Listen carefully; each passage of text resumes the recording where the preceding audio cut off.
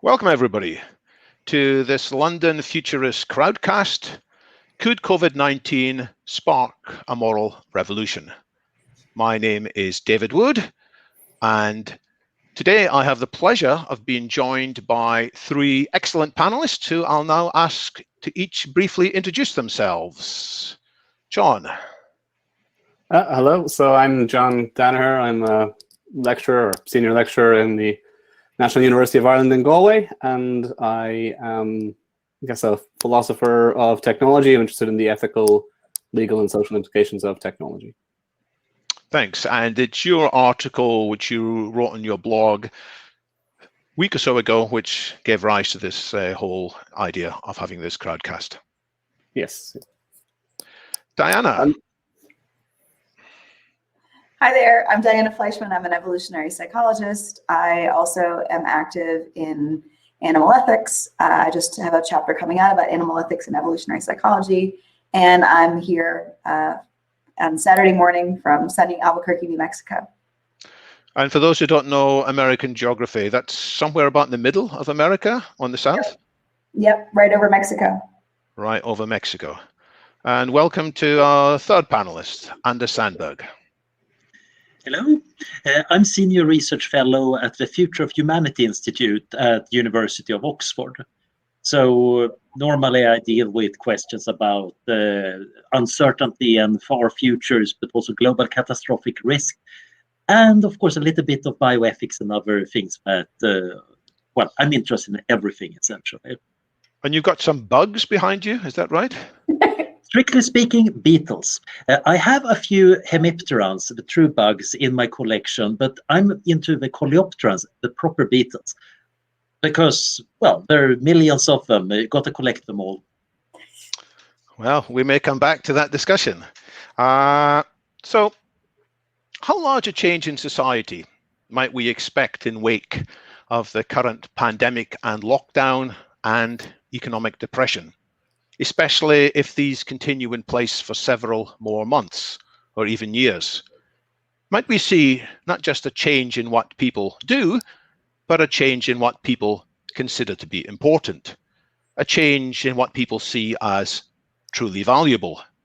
Could we see shifts in what people are inclined to praise and shifts in what people are inclined to condemn? Could we see not just a slight increment on today's general values, but something more fundamental, something we might call a moral revolution?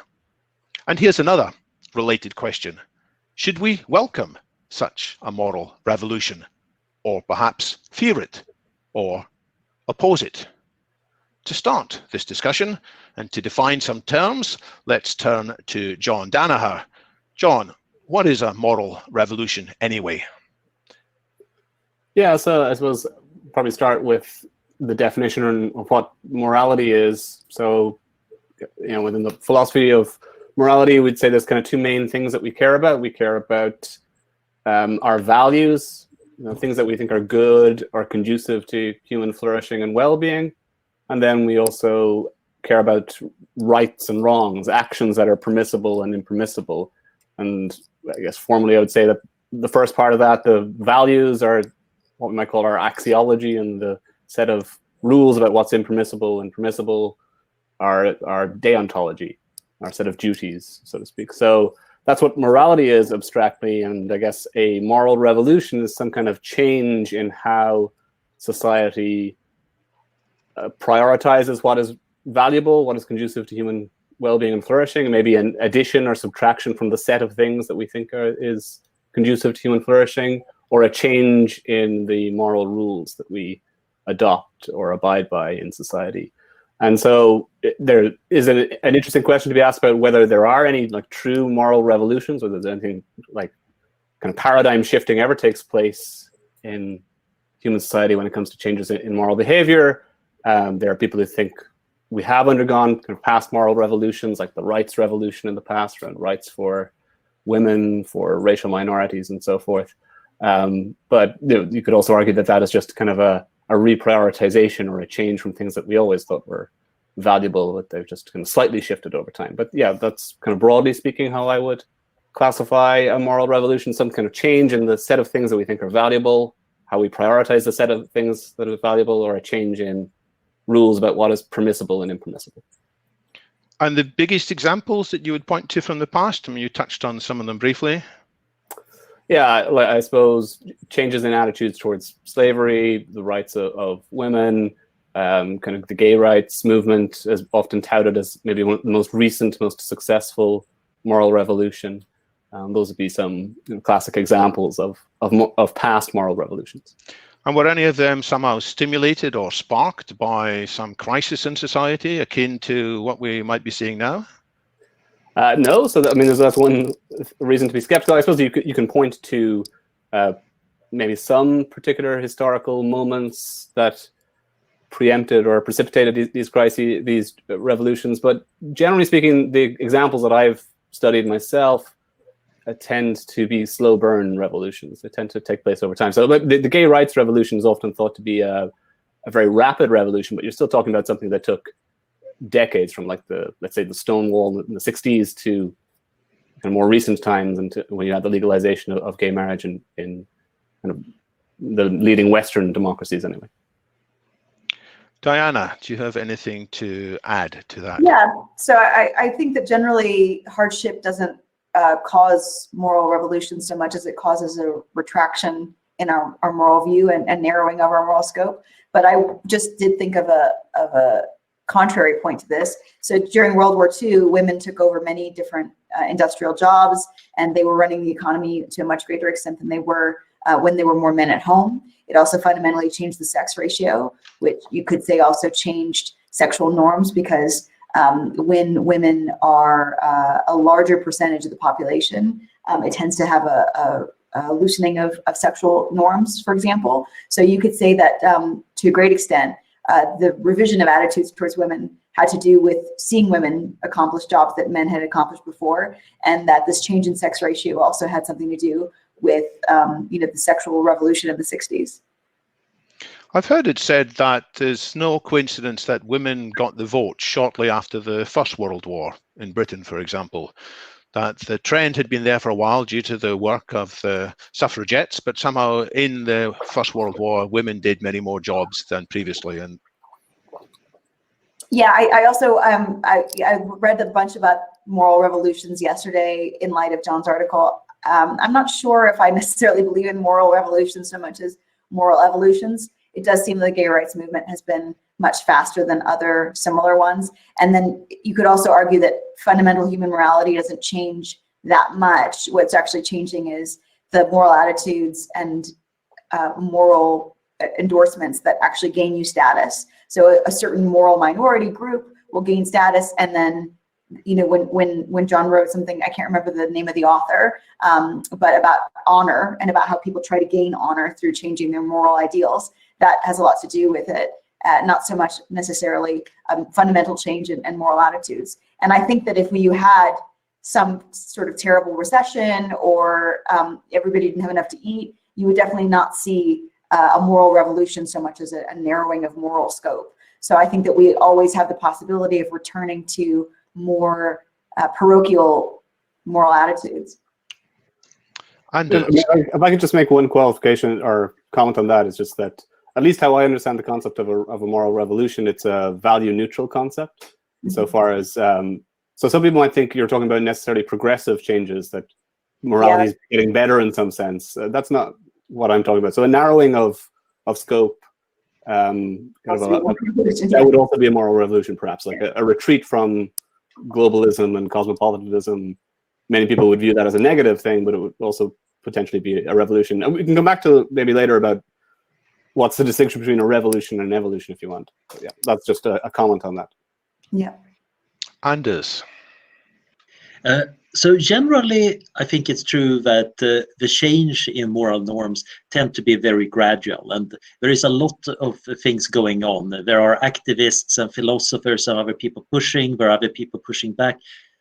But sometimes you also have events that become very important. In some sense, seeing is believing. When you have a clear event that you can hang up some concept or some moral evolution on, that can actually have a pretty powerful impact. The Stonewall riots were in themselves maybe not that big, but they were a kind of useful symbol. Another moral revolution that we haven't mentioned yet is, of course, the green moral revolution that has developed over past decades.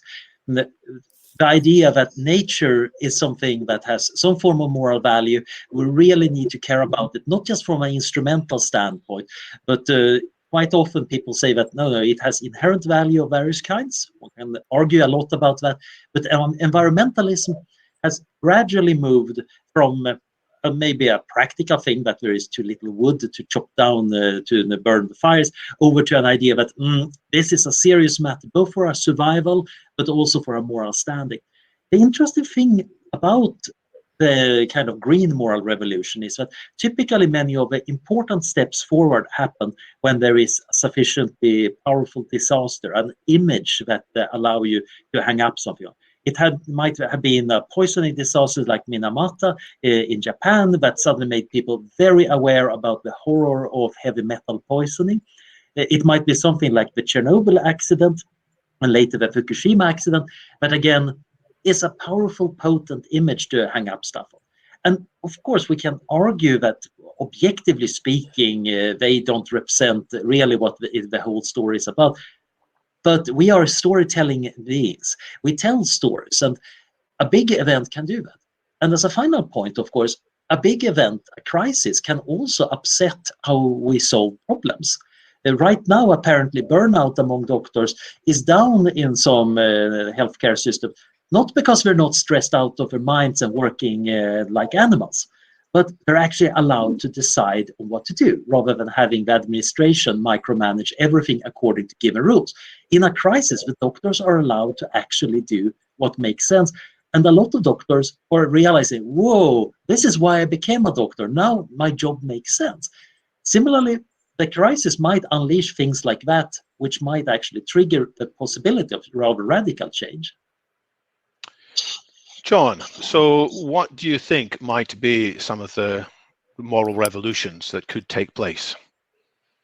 Yeah, I mean, just to kind of pick up on what Anders is saying there, I think that's right. That so like particular historical events can become important in shaping narratives or stories that are often then used subsequently by activists or moral reformists or revolutionaries. And so the COVID-19 and the fallout from it could be used as this important kind of rallying cry or starting point for an activist movement. So, I mean, I just, in the article that prompted this discussion, I mentioned 8 kind of potentialities that are opened up by the COVID-19 pandemic for some kind of moral revolution. And I think, as you'll see, most of these aren't, again, they aren't like deep changes necessarily in underlying paradigms. They're more kind of picking up on things that are already latent or present in society to some extent. So one of the suggestions I had was that there could be a move to a more kind of hyper-utilitarian mode of moral reasoning. And actually, I used I think a comment from Diana to illustrate this point. That I couldn't find the tweet that you. Oh, it was basically saying that there are. It was also a joke about polyamory, but yeah, that there are no atheists in foxholes, no polyamorous in pandemics, and no non-utilitarians in triage. Yeah. Yeah. So like, one of the dilemmas that are posed by COVID-19, and particularly early on, let's say in countries like Italy and New York to some extent, it's become maybe less of an issue in some countries insofar as they've managed the crisis better and they haven't put their health system under as much strain. But when it came to like rationing ventilators, for example, for people, you saw medical ethics bodies developing these guidelines that were, kind of very strongly utilitarian in their reasoning, and sometimes in ways that moral philosophers object to. And the Italian guidelines, for instance, made a lot of age being the main criteria that you use to decide who gets a ventilator or who doesn't. And also Swedish guidelines looked at the number of life years, kind of quality adjusted life years, or biological age, as they described it as a criterion for deciding who gets ventilation. But there's also, beyond just the medical ethics context about how we ration scarce medical resources, we also see to some extent the way in which we're like rationing other social goods or economic opportunities, how we're deciding who is essential and who's important to society and who's not. And so there's this kind of more explicit ranking of people going on about what is really of social value. And so you could imagine that being picked up upon. And I think what I mentioned in the post that I wrote is it might be a kind of an emperor's clothes moment where we suddenly realize that so one of the criticisms that kind of utilitarian philosophers make of people in general is that they do rely on lots of utilitarian calculations. They're just not open and they don't admit to it in many cases. And this is a scenario in which you can't be a hypocrite anymore. You have to admit that you are making this kind of utilitarian calculation. And so maybe the wool will lift from our eyes and we'll see that that's what we're doing, and maybe we'll come to embrace it more, or it'll be picked up on and be embraced more. So that's one potentiality. Yeah. Isn't the objection that actually we are now valuing lives of all people more than some utilitarians might have been arguing for? Some people were saying initially, well, we shouldn't turn society upside down just for the sake of the lives of a few quite elderly people. And most of society has said, what? That's a bad idea. All lives are important. Let's make sure we're protecting everybody, rather than having some kind of calculation that says the well-being of the economy is more important than the well-being of all lives. But that also leads to some of the very fierce online debates, because many people come with a slightly deontological tack to it and say, so in many cases, of course, people don't know whether they're utilitarian or deontological. They just have the morality they got from society. And then you can kind of see the clashes between, on one hand, all lives are equally valuable, which comes in from a kind of utilitarian but maximizing surviving lives, except that it gets expressed in a deontological form. And then you have people say, no, this close down costs too many lives. Look at my estimates of suicide rates and losses due to life, which sounds very much like a utilitarian calculation. But when you look at many of the people doing the argument, quite often they also actually normally show rather strong deontological commitment. This is, of course, not that uncommon. We pick up arguments that fit with our preconceptions, and wherever they are and whenever they seem to fit in. But I find it very interesting to note that there are online debates that are, from a philosophical standpoint, wow, we get the public debate philosophy. Brilliant. We just wish they were kind of slightly better at it and refer to our papers. Yeah. Sorry. Yeah. Danny. It's okay. So yeah, I think that this idea between deontology and utilitarianism, right now, there are very explicit utilitarian trade-offs being talked about, and a lot of people find that really distasteful. I've seen a lot of outcry where people were saying, you can't really make these kinds of comparisons.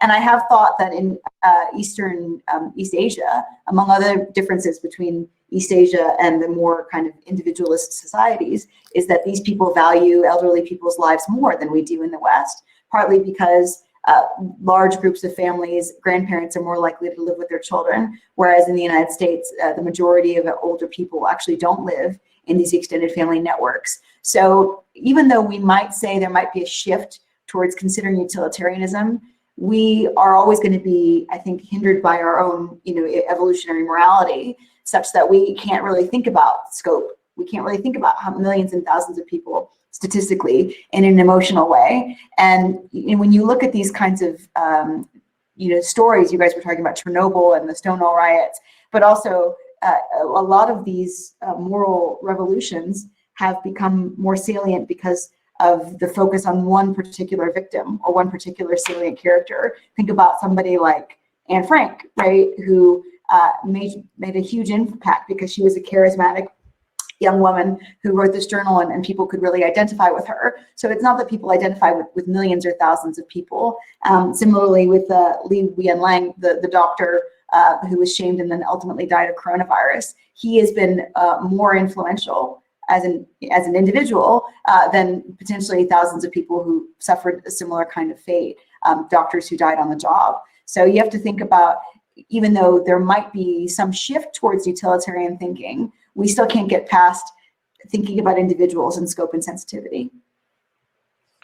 I don't doubt that there's lots of kind of constraints on our moral reasoning that we will never go in one kind of direction purely. It's partly a question of like what gets prioritized or emphasized in a particular context. There will always probably be tensions in the morality that society as a whole seems to adopt or favor. So as you mentioned, David, like, a lot of the lockdown measures seem to be motivated by what you might say is kind of almost a very strongly egalitarian idea that all lives are worth the same amount, no matter what age people are. So we have to do whatever we need to protect the most vulnerable in society. Maybe it's actually a kind of a Rawlsian idea of protecting the most vulnerable in society. But I guess what I have found interesting in the conversations in various countries that I've been following is almost how explicitly utilitarian the debate around lockdown measures tends to be. Like, when do we lift them? How do we make sure the cure isn't worse than the disease, so to speak, using Trump's phrase? And that debate is being conducted in very utilitarian terms. And do the four of us broadly welcome a move towards more utilitarian arguments coming to the fore of the public discussion? Would that be an evolution in morality that we would give our thumbs up to, or would we be frightened of it? So I'm leaning in a kind of consequentialist ethics direction. But that doesn't necessarily mean I'm that utilitarian, because quite often you can do bad utilitarian calculations. One of the big problems is that many of the public health systems, when they try to maximize or optimize for something, quite soon it's no longer human lives, but some number they're optimizing for. And similarly, a lot of naive utilitarians probably do quite a lot of damage to the utilitarian cause by doing it in the wrong way. But I do think actually having a consequentialist approach, I'm kind of welcoming that if that were to happen. Yeah, I'm very pro-utilitarian. I talk about being utilitarian quite a lot, and I agree with Anders that the damage to utilitarianism is often just because of naive utilitarian calculations, not utilitarianism itself. When people make these criticisms, they're making criticisms of what is being prioritized or trying to be maximized, not necessarily that nothing should be maximized or prioritized over other things. But there's also a bit of a false standard here, because in the United States, we're having to make trade-offs based on the fact that we didn't get started taking this epidemic seriously enough to begin with, and that we didn't do anything or enough about it at the outset, and then also various different kinds of government structures. So we're having to do prioritization that we wouldn't have necessarily had to do. So utilitarianism is essential in these kind of constrained situations. And while it's always useful, it's especially useful when you don't have enough resources to go around, especially because actors didn't act quickly enough. Yeah, I'm not, I don't have enough kind of courage of convictions to say whether I'm utilitarian or not. I think, like Anders says, I lean in that direction, but I think there are many times when we can't do the kinds of calculations that we would like to be able to do to be utilitarians, and I'm not sure how to actually approach situations of great uncertainty or what to do in those. So I think uncertainty, including moral uncertainty, plays a big role in ethical reasoning, and I'm not always able to tease out what the correct course of action is from a utilitarian perspective. So I probably sometimes default to more kind of non-consequentialist or deontological rules in my daily life. So I'm going to move on to one of the questions in a minute, but just to summarize some of what I'm hearing here, it's my observation that many revolutions or change happen because of several things taking place rather than just one. The change we seem to be talking about is that actually philosophy will move more to the mainstream of public discussion, in part because of people agonizing and being frustrated about what's happening now. But there's the other recent strand, which is the growth of discussion of AI ethics, driverless cars, trolley problems, and so on. Probably all of us are a bit tired of the trolley problem, but the fact is that again and again, when there are discussions of AI potentially needing to be constrained, the question comes back to what do we need to constrain in humanity rather than just what do we need to constrain in AIs. The question that has had the most votes so far, and if you're not used to Crowdcast, I'll just draw your attention to a question and answer box near the bottom, and you can occasionally cast half an eye onto the questions with the other half of your eye looking at the discussion on the screen, of course. And you can vote for the ones you think are most important. I like the question that's got the most votes because it brings the question of privacy to the fore. And one of the possible moral changes that John's article looks at is maybe people will change their attitudes towards privacy. Who knows what about us? Maybe our current obsession with privacy might in the future be looked back at as something quaint and old-fashioned. So the question is from, not sure how to pronounce this, Kenaya, who asks, after this crisis, does it make more sense to have bio apps watching our bodies if they could have predicted when someone may have caught the virus? And many people are saying, well, look at the successful countries in managing the virus. They have been quick to have surveillance systems of one sort or another. Do we welcome that? Do we see that as something likely to grow? Yeah, I mean, so, like what I said in the article that I wrote is, well, people have predicted the death of privacy before, right? And kind of from the dawn of the internet era and the widespread use of surveillance equipment, CCTV and so forth, people have been talking about the death of privacy and that people are willing to trade, you know, efficiency and conveniency of access to service and goods for privacy, particularly when the actual impact on their own individual privacy tends to be something kind of nebulous and is not really felt in the long term, and or in fact in most people's lives they don't really feel any negative effect of it at all, right? So in the past 20 years or so, there's been a bit of a retrenchment from that kind of movement towards greater concern about privacy, particularly in the EU with the GDPR. You see this greater emphasis on protection of privacy. Now it seems that the kind of preeminent or preferred solution to the coronavirus pandemic in the absence of effective treatment and vaccines is contact tracing, surveillance and monitoring of populations. And that might be the bargain that people have to make. If they want to go back to some semblance of normal life, they have to trade some of their privacy for closer monitoring. That could be everyone has like a bio passport that tracks their exposure to and immunity to different vaccines, maybe somewhat similar to, you know, a lot of athletes at the moment have these bio passports that they have to update and get tested regularly to show that they're not doping. Maybe something similar has to happen for most people. You know, whether it's to be welcomed or not is a separate question. I think, like, I have mixed views on privacy. I tend to think privacy is a good thing because it protects us from the moral imperfections of other people or the intolerances of other people, particularly governments or any kind of powerful actor. If I thought everybody else in the world was perfectly morally benevolent, I probably wouldn't worry too much about what they know about me. But given my suspicion that they're not, I would be concerned about that.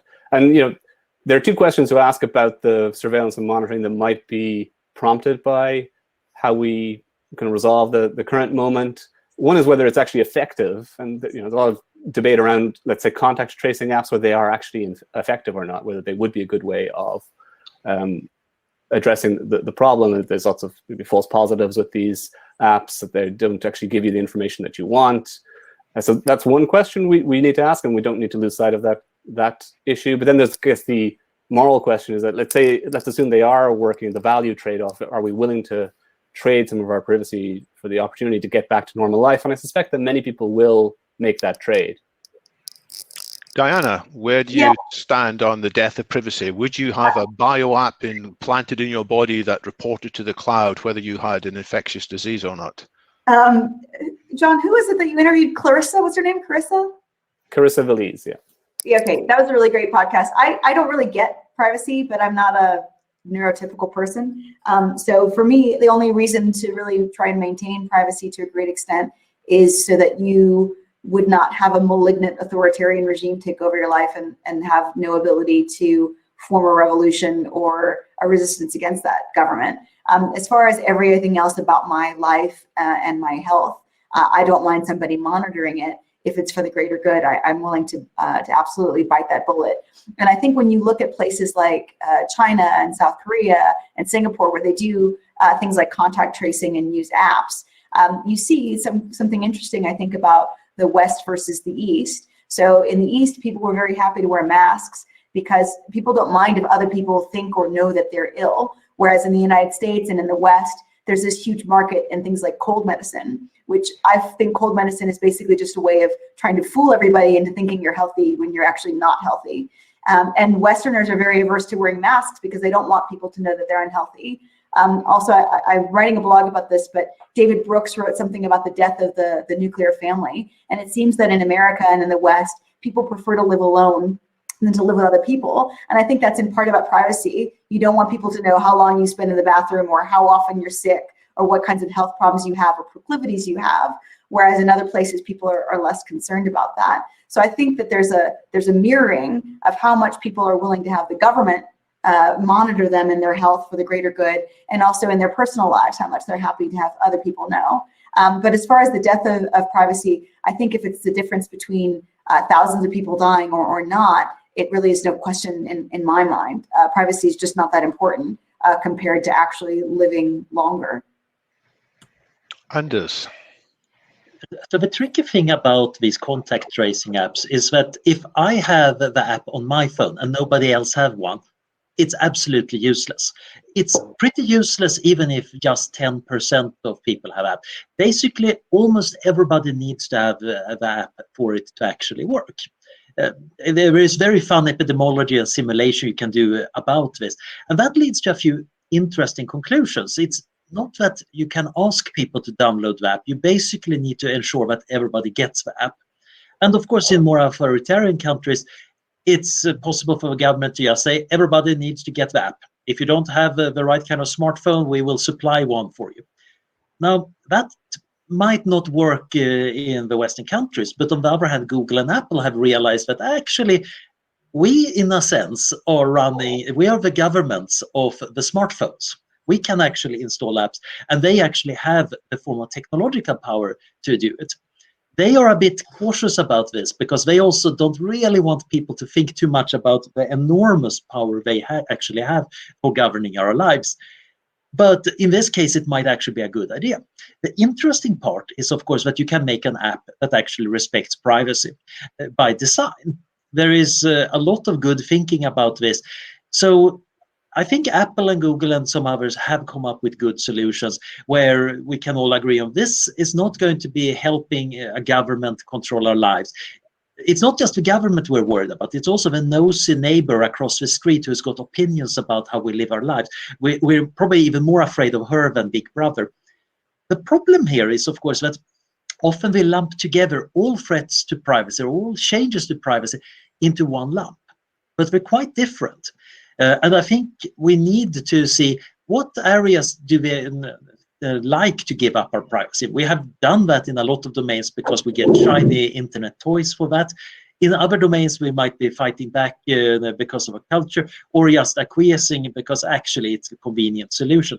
We even have a whole bunch of power grabs which are totally unrelated to the actual epidemic, where just governments are seeing a chance to become more authoritarian or actually surveil people more. But then again, given the already existing surveillance powers of these devices, the apps don't do that much. To sum up, I think I'm kind of libertarian. I have been seriously thinking about what are the legitimate uses of a government. And typically, when I'm doctrinaire, I would say, yeah, that's kind of defending all the citizens. And normally that's expressed against other people. But it might actually go even for viruses. We might say, yeah, we are willing to give up some of our freedom here in order to make sure we're safe. And that is also against certain medical threats. So it might actually be a legitimate thing to say, yeah, actually, I want to have that little disease tracker app. However, I would be even happier if that was designed so it wouldn't give up any other information. So surveillance cameras in every room are a bad solution to finding a disease. But suppose you had a disease detector, however that would work, in every room in the world. That would be a good thing because that doesn't normally interfere with how we live our lives. So what I'm reading from the chat is that people are concerned about possible lack of privacy, where the data might be used in ways that are biased or incompetent. As you said, if the app isn't actually that accurate, then we're giving up something quite important for a bad outcome. Yeah. Yeah, I think that's very true. And that's brought up another thing that this epidemic actually brought out. Applied epistemology. It's not just about moral revolution. This might also be a little bit of an epistemic revolution. There has been this tremendous public debate about who to trust. What authorities are trustworthy? Should we listen to armchair epidemiologists? Why not, etc. And also, how do you trust and verify?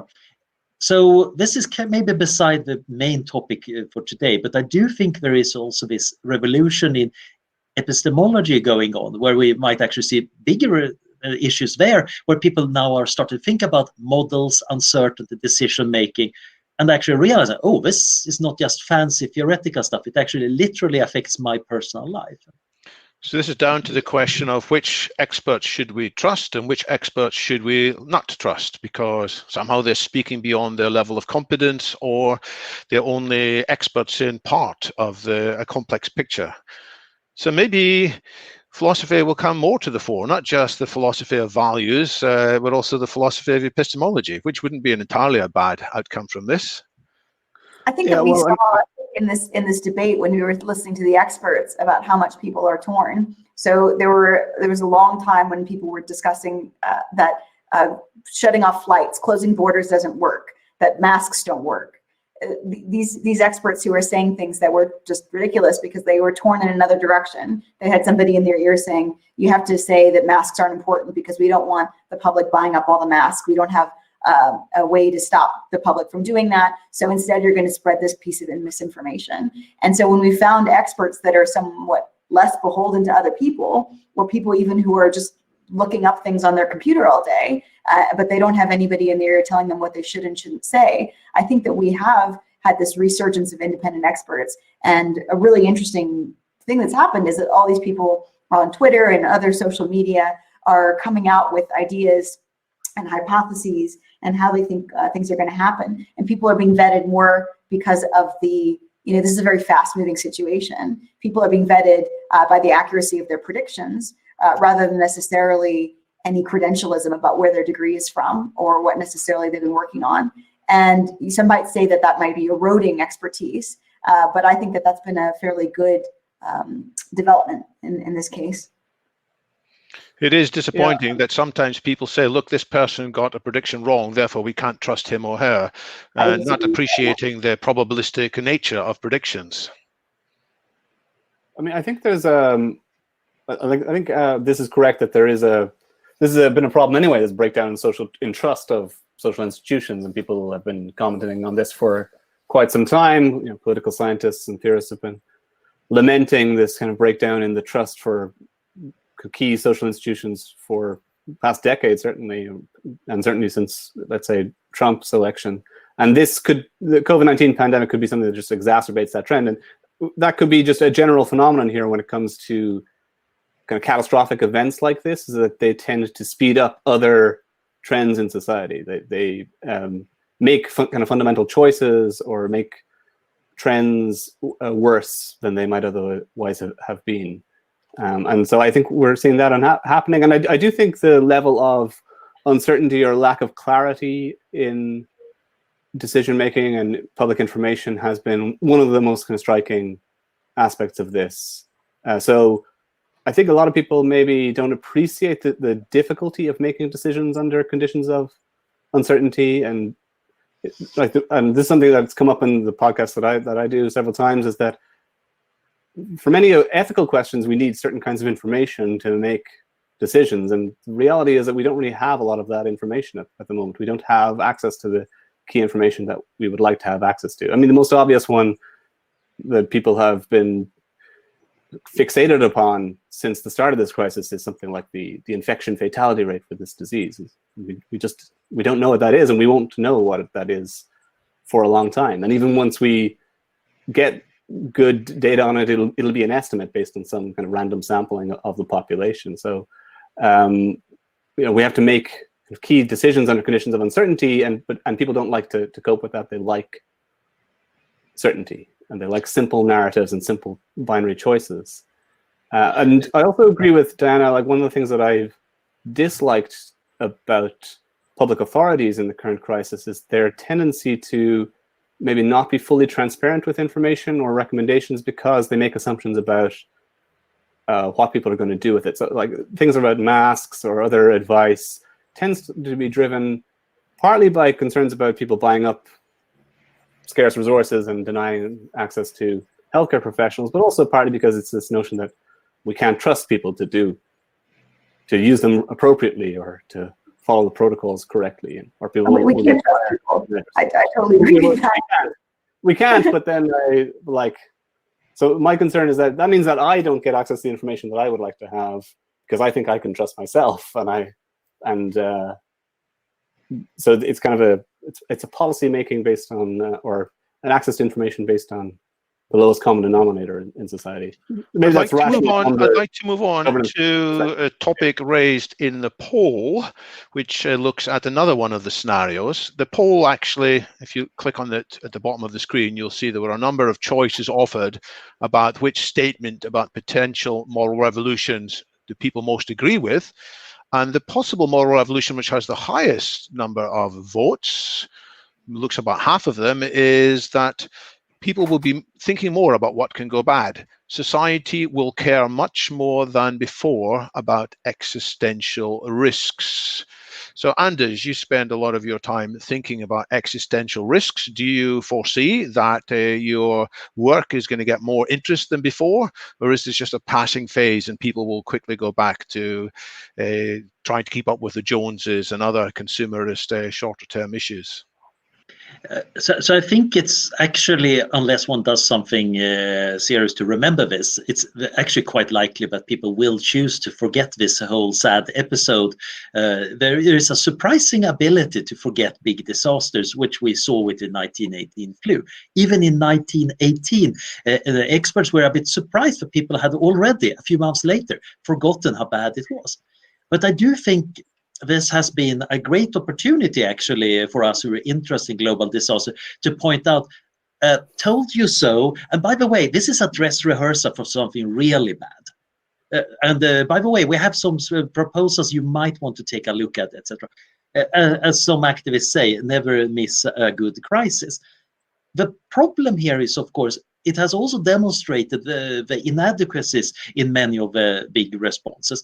So in many ways, it's also throwing the ball back to us. Oh, now we need to figure out what would a more sensible response to global disasters and even existential risk be. Because now we're seeing how governance handles a milder one, and it's not that pretty. On the other hand, sometimes I get very, very happy to see that, oh, actually a fair number of the governments did sensible things. So when it comes to kind of public awareness, this might actually be a good image. But then again, a lot of it depends on what we as a culture choose to remember from it. It might be that as a culture we choose to remember baking sourdough bread and unemployment, in which case actually the real lesson might not be the right one. So it might be actually quite important to latch on and try to say, this is a chance to actually do something useful. I see that Pavel is probably to miss things. Pavel in the chat says that actually there's evidence that he sees listening to people in shops around my house. Many already live in denial that a pandemic has ever happened. There's a wish to move on, to say, well, we didn't have as many people dying as we thought. The hospitals sort of coped, and then it gets pushed out of our minds. So, I mean, Diana, what do you see? Do you think there'll be more interest in these existential questions as a result? I think Toby Ord wrote what I would see is like my most wishful idea about this, which was, basically, as Andrew said, that this is a dress rehearsal and we could actually be much more prepared for existential risk than we were before this pandemic. But I think that the public largely is going to forget about it. I just hope that people in government and people in epidemiology and other people who are working on these problems do not forget about it. But I actually don't have a whole lot of hope, actually, after seeing how this all went down, thinking about a biological agent that would potentially kill more people.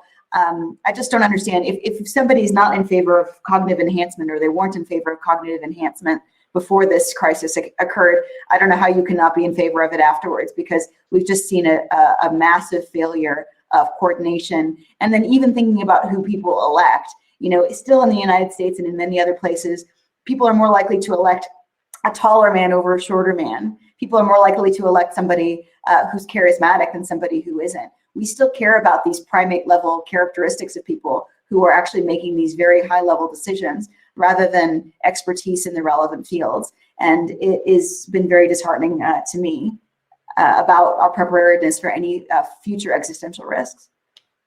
John.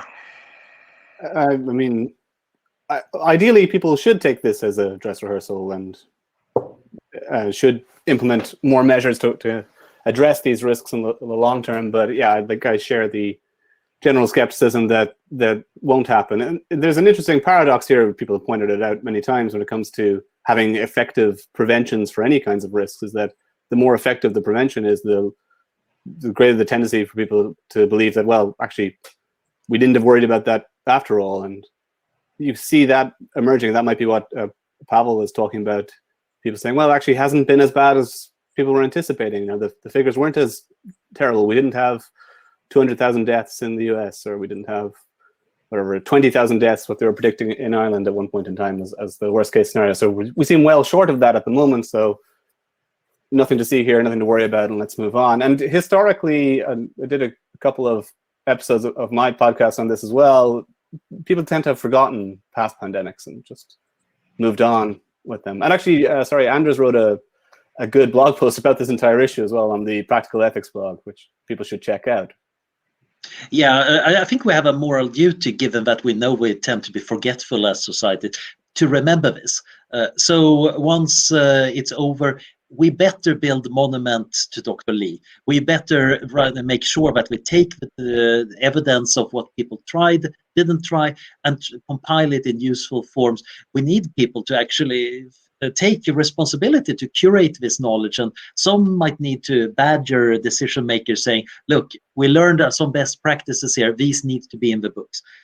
So I think we actually have an actual moral responsibility to remember. The problem here is, of course, this is an argument that I think is coming from us thinking about it as moral responsibility. This is not in itself a moral revolution. I would love to have a society that aimed at remembering stuff, but right now, this is kind of an uphill battle. So I'm not betting that this is the upcoming moral revolution, but still, it's something we should do. We need to kind of erect the monument and kind of have those gravestones saying never again. So that brings me to the question which is on the top of the list, which is exactly what should we do? It's by Cornelius Holtorf, who asks, who possesses agency over these possible moral revolutions that might be sparked by COVID-19? Does it need activists? Does it matter what various politicians might champion? Or is the role of media more important? So are there practical advice to try and get some of these changes put in place so that the moral changes that we wish are more likely to actually take place? Well, Robert Baker wrote an interesting book called The Structure of Moral Revolutions, where he analyzes historical moral revolutions around abortion, attitudes towards dead bodies, and medical ethics. And his argument is that you basically need about 13 different factors in order for a moral revolution to be successful, and that includes obviously academics to some extent, research on an issue, but they also need civil society organizations, activists. There's also oftentimes a very good role for, or positive role for, artists, novelists who are able to articulate the problems very clearly and vividly for people, other kinds of artwork, politicians. So it tends to require a lot of different strands between kind of civil society activists, political change, changes in kind of social ideology or attitude or beliefs as well. So it requires a lot of things, I think, to have a successful moral revolution. So that might be a bit of a depressing message. Are each of these 13 different factors on an equal level, or are there some points where more leverage can be got than elsewhere? Now you're asking me to remember what he said in the book, which I can't recall. But my guess would be that, and this is something that other people have written about, is that sometimes like key figures, and I mentioned this in the blog post, are like moral visionaries who become kind of spokespeople for causes tend to be quite important. So Martin Luther King maybe would be a good example of somebody who's a spokesperson for civil rights movement. So, certain members of the suffragette movement in the UK in the past would have been key activists who were able to kind of rally a lot of people to a particular cause. So sometimes a very charismatic single individual can make a big change. Again, if you want to adopt the view that moral revolutions are value neutral and they're not necessarily positive things, then there are many dictators and fascist leaders who would perhaps count as moral revolutionaries too, and they've been successful because of their kind of personal charm and ambition. Anybody else on that? Sorry? Anybody else on that? So I think while it's true that the people who bring about a moral revolution, when you look back, it's going to be a complex web of everything from philosophers coming up with ideas to activists to politicians. I think it's also worth recognizing that we humans tend to imitate each other. That's part of the secret of our success. But that also means that many moral revolutions happen because you see your neighbors doing something. Or you notice that some people in your workplace think this is all right. Then you recognize this is a position that is hence all right to hold because they dare to say it. And well, now I'm more willing to speak out. So there are these network effects, and sometimes they can be helped by constructing the right behavior pattern. There is a story from the American civil rights movement, which I don't know whether it's actually true. It's kind of a little bit too good to maybe be true, but I wish it was true, and I think one can learn from it anyway. That said that they realized that you should always frown when somebody said something racist.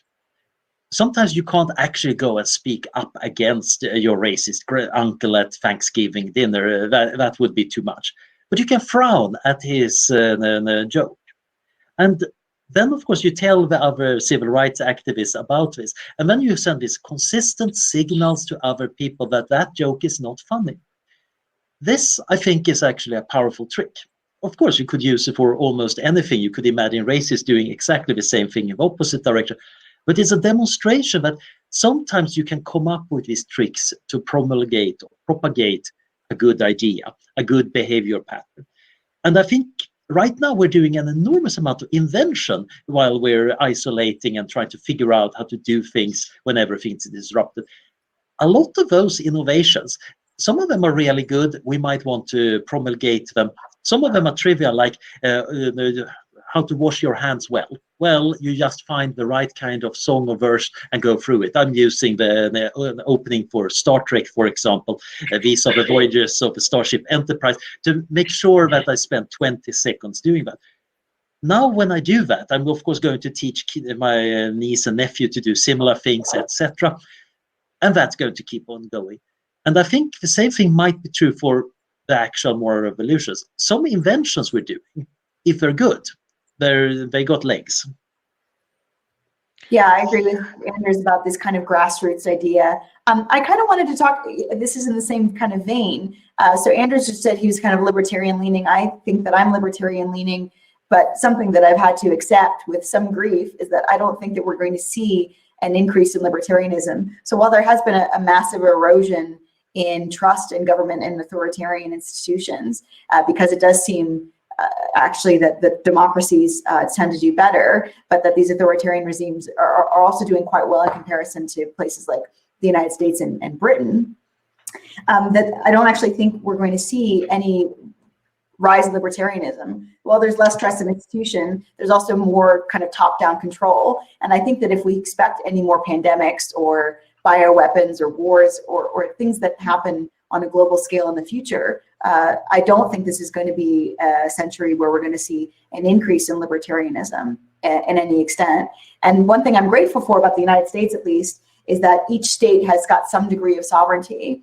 So, and about the EU as well. So we can see how different kinds of forms of governance deal with these kinds of issues, and people can hopefully, with open borders, vote with their feet about where they want to go. But I don't think that we're going to see an increase in libertarianism at all. Generally, when people get scared, they become conservative.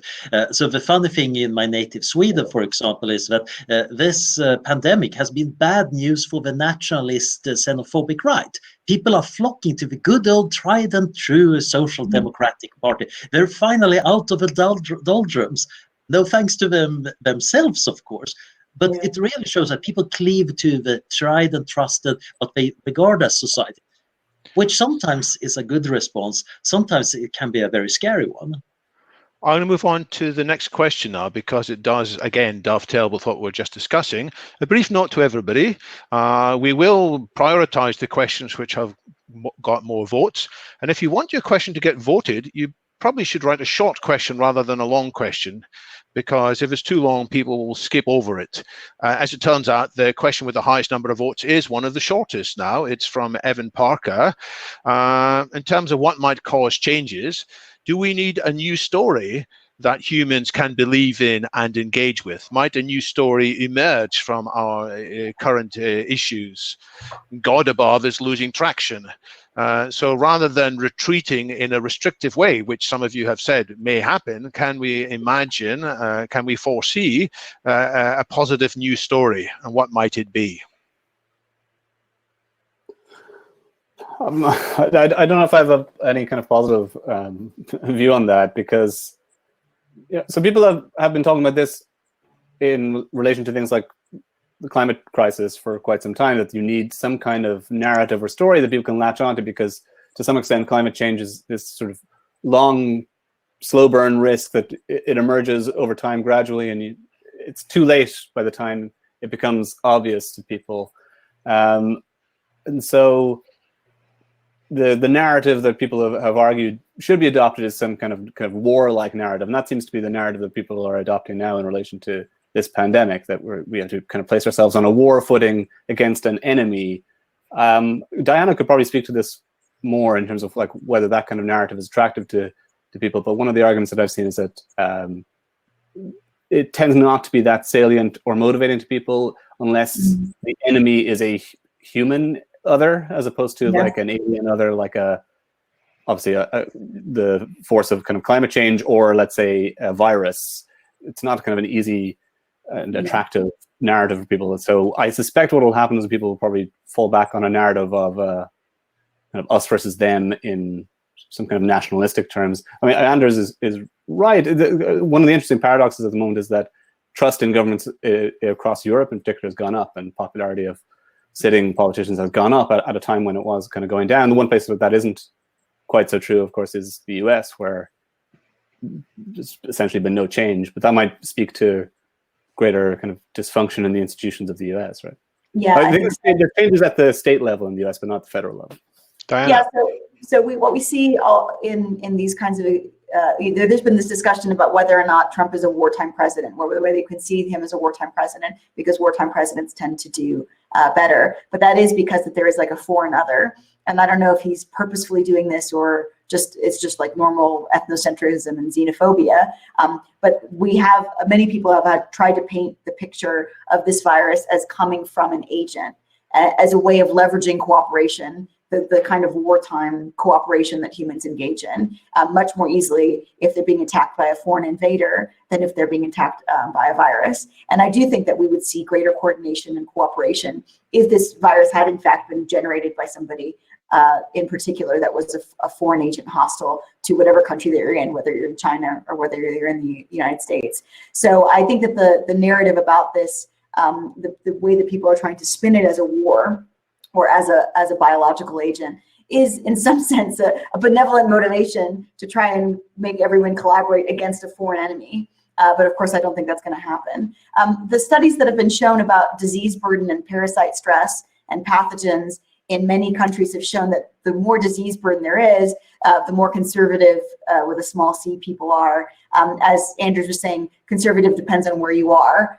You can go back to a very popular party instead of some new radical right-wing party, if that's the thing that you're more familiar with, when there is a time of stress and turmoil. So I do think that we might see people go back to more religious institutions. Certainly in supermarkets and things like that, you're seeing people return to the foods that they liked and loved as children, more familiar foods, more familiar politics, and maybe more familiar religions. So I do think that we're going to see this retraction of cosmopolitanism, radicalism, and other things that people were moving towards when they felt comfortable and when they had a certain kind of moral luck in affluence. At the same time, I think the question also brings up something very important.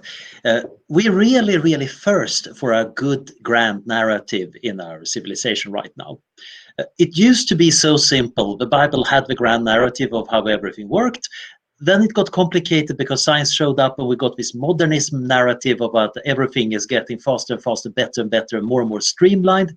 And then we ran into a kind of postmodernist brick wall where we started to realize, actually, most of these narratives are manipulative and wrong and made up and cultural constructions. And at this point, we ended up in a muddle.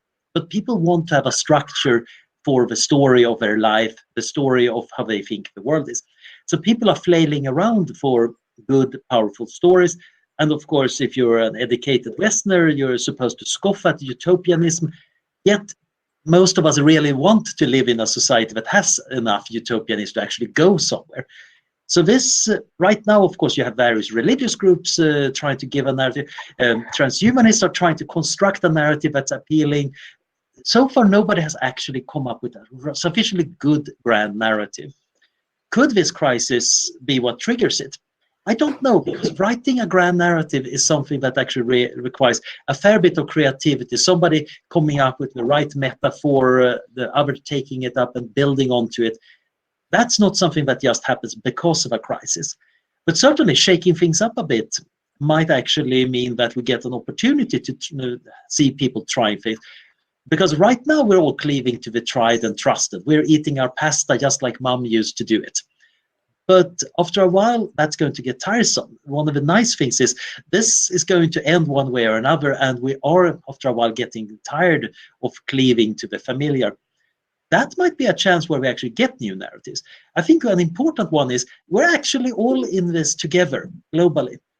At least some of us are feeling very much like, oh, our friends over in China, maybe I don't know them that well, but they were the first one affected by lockdowns. And I'm recognizing that the problems in Italy are actually affecting me personally. So there is a paradox. It might actually help cosmopolitanism. But this is one possible narrative. It might also be that actually nationalist narratives get stronger. I can't make any prediction here because this is up to individual human creativity to make these narratives. But I think it's a very interesting period to keep an eye on what's moving in our culture and meme space. So metaphors of wars and battles aren't getting a great deal of support from the panel. And we're talking about other possible metaphors. I mean, the metaphor of a Green New Deal had a little bit of traction recently, and perhaps it's going to come back with more of a bite. Which other metaphors for? I mean, is it not sufficient to say, oh, we should be utopian? We need to have a particular type of utopia, some aspects of human well-being to be elevated as opposed to economic well-being, for example, or profits. Well, I've seen this thing about how if we're going to restart the economy, that we should restart the economy with all green energy, with all solar panels and wind and things like that, and that people are saying that given that we've stopped doing any kind of travel and things like that, that's important when we restart, that we can restart with this fresh way of doing things. And I think that's very unlikely. Sorry, I cut you off, John. I wasn't saying anything. So, the reason I'd brought up the wartime narratives is because that seems to be what people are adopting, governments are adopting. And there's also a historical reason for that. People often talk about, let's say, international cooperation, human rights movement emerge in the aftermath of World War II. So you had this kind of catastrophic event and a breakdown of social order, and there was this opportunity then to rebuild things. And in some ways, if you read kind of histories of that period, as terrible as it was, there was a kind of a utopian movement, an opportunity to build these new global institutions, and there was a sense that people thought they were fighting for a better global order because of what was revealed by the crimes of the past. And something similar could happen here. And people have been talking about this, how COVID-19 reveals, weaknesses in our social contract, for example, levels of inequality, the way in which the burden of the disease is being felt differently by different populations. Poor people, people with more precarious jobs suffering more than people like me, let's say, with a job that I can do remotely. And so there's an opportunity here to kind of build a new social contract, maybe a new global social contract. And so that is certainly the optimistic take on it. And as Anders is saying, this sense of solidarity is something that people have pointed to, that we're all being affected by the same thing at pretty much the same time in very similar ways. And that is certainly, I think, unique in global history. Obviously there have been past pandemics, but they've tended to be distributed over time and space a little bit more unevenly, whereas this one has been distributed across the world pretty quickly, and everyone's kind of suffering it at roughly the same time. Obviously, there are differences that I'm aware of. So it is an opportunity to build greater cooperation and coordination, and there's an opportunity here for moral visionaries to craft some kind of narrative as to what the ideal social ordering would be, and maybe you could build something new. But I do think the success of that will partly depend on how catastrophic the pandemic is. Because if it is just a kind of short moment in time, a few months where people have slight inconveniences in their social lives, it's probably not going to do anything. So it'll probably need to be more devastating to be. Are we seeing moral visionaries? There is a comment in chat by Cornelius. What about Jacinda Ardern, the Prime Minister of New Zealand, who seems to be communicating very well with all segments of the New Zealand society, and has talked about putting human flourishing, I can't remember the exact words, more to the fore of planning the economy. Is that an admirable potential leader of a better story, or would you look to somewhere else as something promising? I think people like her might have a good opportunity here. It's worth noticing that at the end of World War II in the UK, Winston Churchill lost the election because the opposition wanted to build a welfare state, a healthcare system. And now we have a state religion of the national the healthcare system, which indeed almost seems to function like a state religion. Public government announcements say that we should stay at home, not just to protect ourselves, but to protect the healthcare system. There is a shared project. Robin Hanson would say this is very much the cathedral in the middle of a medieval town. We have all paid taxes to build that one, and we're rather proud of it because it shows we're good people. And I think a crisis might be that lead to a situation where we say, okay, let's build a well-being based economy. A moral visionary can slip in there if they are having good luck. Because the problem here is it's not just about having the best or truest vision. It's also grasping an opportunity when it's there and having things go right. And a lot of that is just, unfortunately, dumb luck. So I do think there is a chance here. The real problem is if you're a wartime leader of an old-fashioned time, or even a modern good politician, you have a hard time reaching everybody these days. The world is too global, too splintered, your population is different. The fact that we have a shared moment right now is indeed super unique and a fantastic opportunity, but it's not going to last. So the real trick for the moral visionary is to find some ways of taking this shared moment and then using that to explain. And that is why we need to do this. I don't know what to say more about that, but I also think that the organizational visionaries who say, and by the way, the World Health Organization didn't do well here. We need something better. And here is a proposal that I think enough of us can get behind. That's another opportunity. So there are a bunch of visionaries probably hopefully waiting in the wings, hopefully listening in on this and getting their notes in order, but have a chance to build something. Anybody else want to point to visionaries? I don't know if I was to point to visionaries, but one of the really positive things that I saw in John's essay, and that I've also seen more generally in the United States, is this turning away of the world of work and conspicuous consumption. Before everything went down in December, I was in China, and I was really shocked at actually the degree of conspicuous consumption going on there. The malls, Gucci, people really buying whatever thousands of dollar cars and purses, and conspicuous consumption is really big in some places in East Asia right now. But it seems like we're turning away from conspicuous consumption in the United States. And if people are on UBI, people are losing their jobs, I think that conspicuous consumption is going to fall out of favor, and we are going to come up with an economy that is more based on ideals about human well-being, about experiences, and about helping other people living collectively than I think that we are now. And it's going to turn that way simply because many people who people respect, moral visionaries, are actually not going to be able to make an amazing living and afford the things that people signal their status with in this kind of new economy, and with, I think, what's going to be a long recession. And so that's one, I think, very positive thing that somebody could cling on to, is actually we should try and have less and have a better life and greater well-being with less work and with less conspicuous consumption. So on that, let's turn to the final part of John's essay, because in there's a discussion of opposition to possible moral transformations. And I note that the answer in the poll, which had the second highest number of votes, was that the powers that be will prevent any real world moral revolution from happening. So the five of us might all say, hey, it would be good if we didn't have conspicuous consumption, wouldn't it? And maybe even most people listening might say, yeah, we've probably been conspicuously consuming too much. But what about the people who are running society? Are they going to roll over and let this happen, or will they be pushing back in many ways to try and keep more of the same? So John, maybe you can talk about that part of your essay a little bit. Well, I mean, to some extent we've addressed this, or it's come up in the conversation already, and that there tends to be a retreat to small c conservatism in moments of this, that people want things to go back to the way they were. That's possibly true for society as a whole and true for authorities as a whole as well. So there could be nothing that happens here. I mean, what I said in the article is that there are maybe three factors that will prevent any kind of true revolution from taking off. One is that the pandemic itself, or the negative effects of the pandemic, are just too short.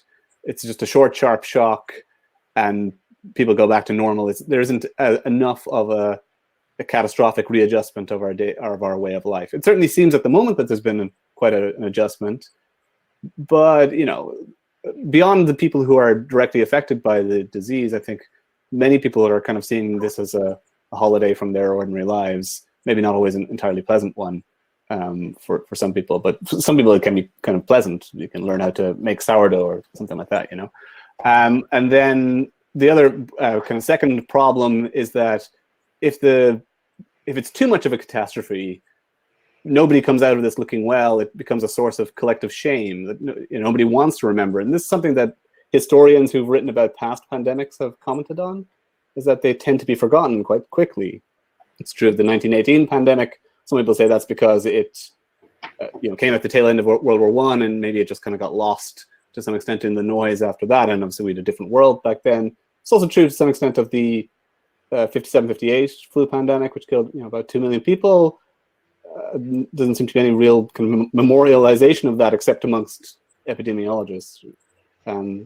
So there's that effect that if it's too terrible, nobody wants to really remember this or think about it, and that might also kind of push the drive to moving back to the way things were. And also we could just kind of lack the requisite moral visionaries or organizational visionaries or activists to change things. I just maybe also comment just on the previous thing about narratives. I don't want to derail the conversation. I'm not always the best marketer for my own work, but I did write a book called Automation and Utopia, which is all about setting out a vision for what a post-work world would look like, which builds upon Diana's point.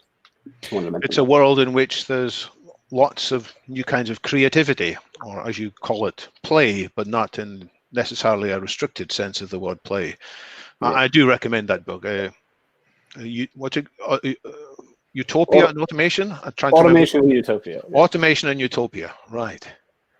Any other views on opposition to possible changes and what we could do to, if we wished, to frustrate that opposition in terms of narratives that keep the memories alive? So I think it's an easy story to say. The powers that be want to keep things similar, and then they personify it. But that's given the powers that be too much credit, assuming that they actually have a serious plan. Unfortunately, the world is not run by the Illuminati. At least the Illuminati would have been able to try to do some quality control. But no, it's one darn thing after another. A lot of fairly incompetent people who are competent in some of the respects running the show. The end result is, of course, the mess we're finding ourselves in. At the same time, of course, any system is to some extent self-propagating. Since we imitate each other and we tend to imitate high-status people, if high-status people show a conspicuous consumption as cool, then we will, even though if we intellectually think conspicuous consumption is stupid, tend to go in that direction. However, elites are kind of splintered. A lot of the rich people are living very expensive minimalist lifestyles and showing off that they're very humble, etc. So I think the real threat to the elite come from the things that hit them from a direction they didn't see. Many of the moral revolutions were about things they didn't care about, didn't see as a relevant issue.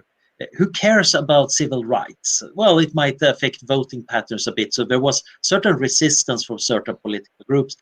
But the main thing was they really didn't, until it was kind of too late in the discourse, realize that this is changing the rules. Same thing for the environment. A lot of the current, especially American clashes, is that environmentalists got kind of tied up with a particular side in the political spectrum, even though many of the origins of environmentalists come from really capital C conservatist ideas.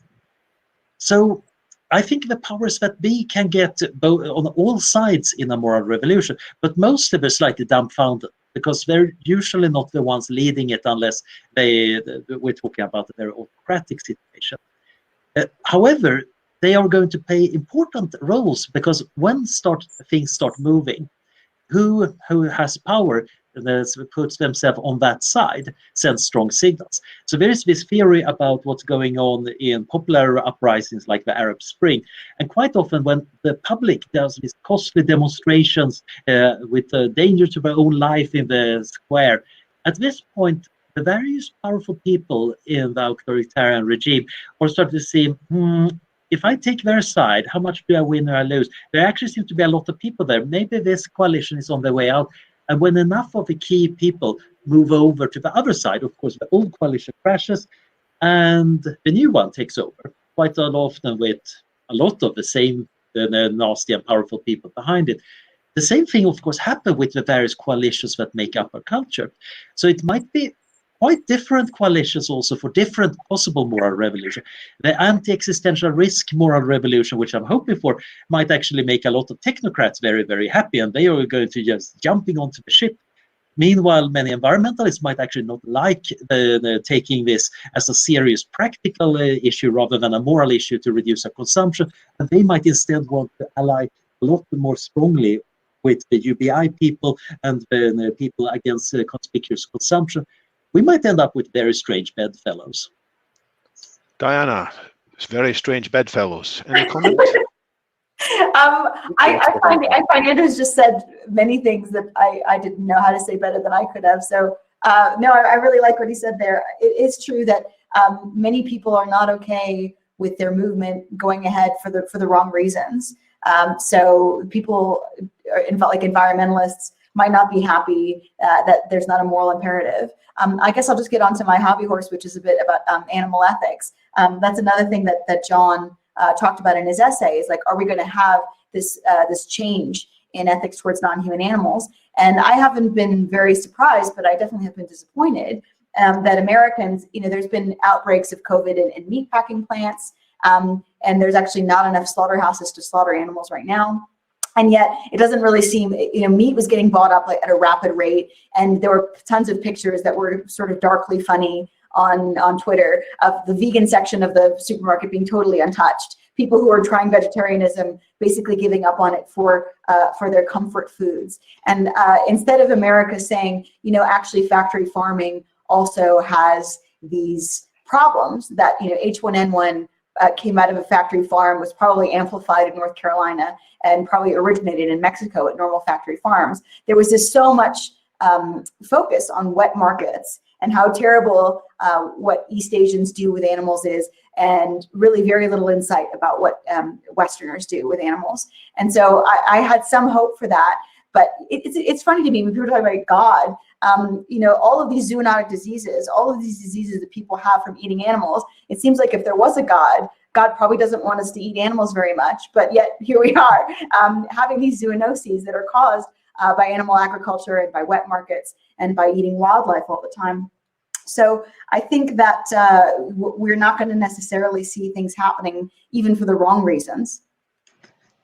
If we've time, we might be able to do another couple of rounds of questions, depending on how quick and how incisive we can be. The question that has the highest votes now is by Shrujan, who talks about possible changes, not so much going back to a conservative society, but he says, do you think that Western societies, especially the US, in the name of progressiveness or freedom, have mostly failed to curtail this virus? And do you think this might change their attitudes towards government and power structures in the future, that we might think it's time for different kinds of government structures? Yeah, I think that's possible. I think it's probably too early to tell exactly who's going to kind of win the battle of ideologies there. But certainly the early evidence seems to suggest that slightly more authoritarian governments are doing better in this crisis than more chaotically liberal societies are doing. Yeah, so that'd be my answer to that. Is that fair? What about South Korea? And it's quite a democratic society. Taiwan, Greece have done quite well. New Zealand, as we mentioned earlier. Is it quite a straightforward division between the open democratic societies failing and the more authoritarian ones being successful? So I think it's partly to do, maybe it's more of a contrast to do with how kind of libertarian or skeptical of government authority societies are, let me put it that way. So yeah, certainly societies that are democratic have done well out of this, seem to have addressed it reasonably well. Societies where there's more skepticism of government authority or more kind of libertarian attitudes seem to be doing slightly less well, perhaps. Anybody else want to come in on that? I think there is several things coming together here. It's both trust. How much do you trust your government as well as your neighbors? How much are you a collectivist? Are you willing to do things for the good of everybody, or is it every person for themselves? And then, of course, does the government have the power to enforce things? And I think China demonstrated that, yeah, it has great power to enforce things, but it totally flubbed the early response for the usual epistemic problems you get in an authoritarian regime, where bad news, well, that's bad for your career, so you're trying to hide it. So they did a too slow response at the start. While on the other hand, Taiwan and South Korea demonstrated that actually you can do this in a democratic society, but you might benefit a lot by having a fairly collectivist society with a high trust in government. Sweden is a kind of weird example because you have very high trust in the government and in the institutions, but it's taking an accidentally libertarian, I would say, approach because of actually legal and constitutional reasons, which is going to lead to a hilarious debate later on about whether maybe one should change that. But again, from a legal and constitutional reason, that might be very hard. So I like to joke with my friends that we Swedes are, of course, the control group compared with Norway and Finland. So at the very least, we're getting great data out of this, but that's mostly by accident. So I think the debate right now, the first response was, oh, we need to be authoritarian and do powerful stuff. I think in the end, if you actually calculate and study a response, you're going to say, no, you want a trustworthy government that people know they can trust and the people then will willingly join up with. But that's, of course, a pretty tall order. And some extreme libertarians might say, yeah, maybe we don't even want that. Maybe it's a good thing for people to actually not trust the government, even if it's trying to be trustworthy. I think that's taking a too deontological view of libertarianism, actually, but I can kind of see the appeal to some people. The real problem is, of course, will we want to learn these lessons? I think some of us are going to be compiling it and banging on the drums, but we need to kind of get it out there and also get people to see what narratives actually work. Diana? I see there's a comment from somebody called Jeffrey Miller, who suggests that the democratic versus authoritarian framing is less relevant than technocratic meritocracy versus charisma-driven populism. Perhaps the change is going to be that populists, electorates, are going to be less impressed by charisma and more impressed by competence. I don't have a whole lot of faith in that prospect either. I do think that in America we care a lot about charisma, a lot more than about competence, and that the reason that we care so much also about who is president is because the president has disproportionate amount of power in comparison to many other places in the world. So I don't have a whole lot of faith in that. Americans are just very charisma driven. If you look at other European countries, the leaders are less charismatic. And if you look at East Asia, I think people care more about meritocracy and about, expertise. And I don't actually know what we could do to change that, or if COVID is going to move the dial or the needle in any way in that respect.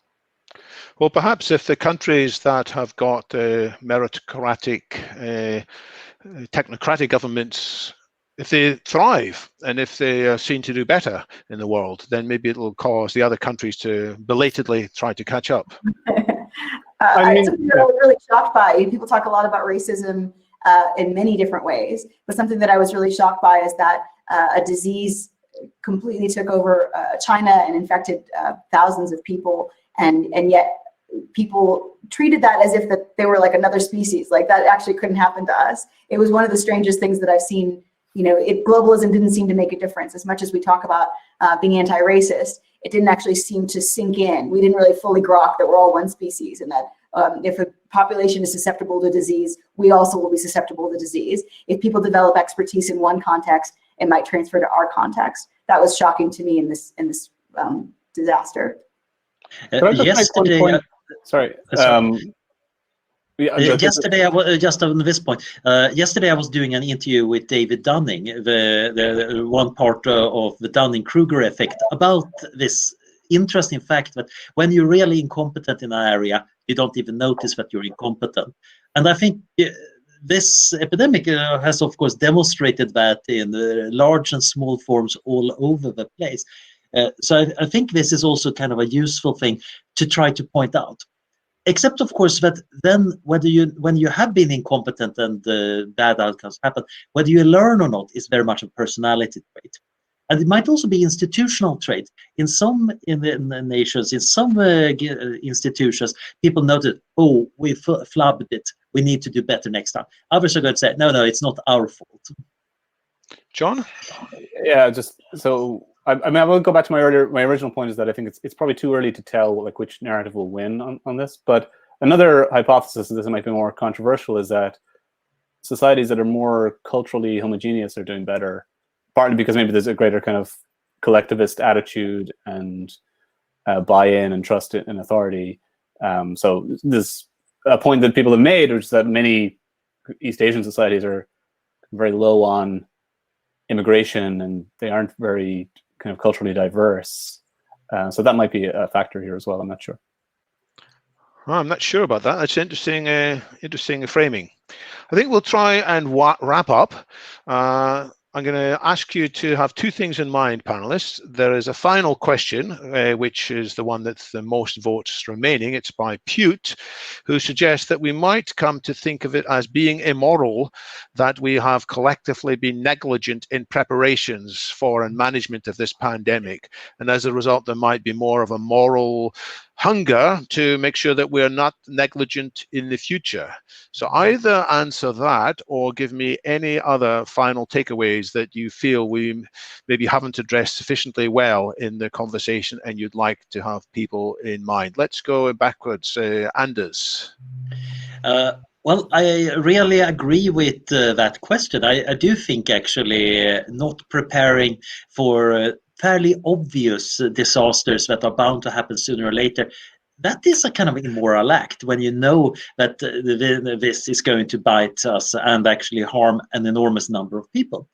If there is a moral revolution coming from this, I would love it to be that we actually realize, global health is our problem, and we actually should be working rather hard on ensuring that we have this system. And we can't just make sure our own healthcare system is beautiful, a little cathedral in the middle of the village. No, we actually need this system, this safety net, to be global. How that is done institutionally, technically, etc., is an important and open question, and we might bicker a lot about it. But I do think it is an important moral thing to act for. So focus on health rather than a focus on the economy, amongst other things. Diana. I think how people cope with existential risk is very tricky. So nowadays, it's difficult to even get people to admit that future people are morally important and that we should do what we can to limit existential risk.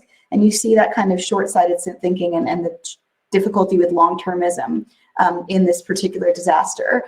And I think that one of those, strange hacks that we could use is actually if there was some campaign that said that another country was going to develop a targeted ethnic bioweapon or something. I actually think that there would be much more coordination in among scientists and in the public to combat that than things that just happen as the result of nature, as one of the many zoonotic diseases that comes from bats or from pigs through the normal course of us just eating or being out in nature. So I do think that these problems are very difficult to grapple with. And if we consider an evolutionary perspective about how to leverage our psychology to increase coordination, it's a difficult thing, but I think that it's, our future really depends on it. John, final thoughts. Yeah, I mean, I agree with the question. When it comes to pandemic risk, I think it's definitely immoral not to have prepared more for it, given that it was such an obvious risk and people have been banging on about it for quite some time. Bill Gates attracted a lot of attention for the fact that he did some TED talk, was it 4 or 5 years ago, where he said it was coming and we're not prepared for it. But lots of other people have been writing books about it for 30 years. This is a major issue, probably even longer than that when I think about it. But based on my research, it seems to be an obvious risk for quite some time, and I wasn't really probably properly aware of it. So it does seem to be immoral not to be prepared for this particular risk more. Other existential risks, I think I might have a harder time working out whether it's immoral not to prepare for them, just because there are so many. Some of them are very low probability but high magnitude risks. So it's not. If I was a politician or trying to decide how to allocate scarce resources in society, I'm not sure how to do that in an ethical way that addresses these kinds of once-in-a-century risks. So yeah, I wouldn't be too quick to criticize somebody, for example, who didn't prepare for the next super volcano or something like that. So we are at the end of 90 minutes of, I found, a very fascinating discussion. I will in a minute ask the panelists to give me one word or one phrase answer to the question, what do you think needs to be discussed next? What follow-up from this or related to this maybe deserves a deeper dive? In the meantime, I will just tell everybody that there is a London Futurist event similar to this planned for 2 weeks' time. It's on a different kind of hacking. It's hacking Darwinism, the genetic manipulation and the future of the human species, in which we have New York-based futurists whose details you can see if you click in due course the green button at the bottom of the page. We will have more panelists announced there shortly. And the reason we're doing that is because more and more people are saying, let's hurry up with the better genetic capabilities so that we don't have these terrible pandemics in the future. So do any of you have a one phrase suggestion for what needs to be looked at next? Institution building. Institution building the replacements or the successors of WHO and the IMF and possibly the equivalent of the Marshall Plan. Institution building? Health nudges, so there's been some talk about inequalities in health. And so there's been a lot of paternalism debated in the United States about whether we should tax drinks or calories or fast food or whatever. And that also has an impact on COVID because people with these pre-existing health conditions. So yeah, paternalism, authoritarianism in health. Some people are saying they love the nanny state and we should, as they say, and the right amount of paternalism. After all, we try and encourage everybody to have their children vaccinated because it's good for all of society. Yeah. John? So I would say that this pandemic is throwing the world into disequilibrium, and that means that there are potentialities being opened up. there's reason to be skeptical about whether any of them will become kind of long-term revolutions, but there is an opportunity for people who want to pursue those revolutions. So it's kind of a pick what you want to see changed in the world. This is maybe a moment in time when you can make those changes more realizable. So thanks to all the panelists. The broadcast is going to stop in a moment. The window is not going to shut down completely. You can stay here and browse the chat. You can even continue chatting with each other, sharing the links that you heard but didn't quite catch. But I'd like to thank very much to Anders Sandberg in Oxford, to Diana Fleischmann in Albuquerque, and John Danaher in Galway. I'm actually in Kerry. Yeah, that's right. Kerry, sorry, Yeah. That's where I live. I do work in Galway. Right. Normally. So thanks to all of you, and look forward to more discussions in London Futurist Crowdcast soon. Thanks.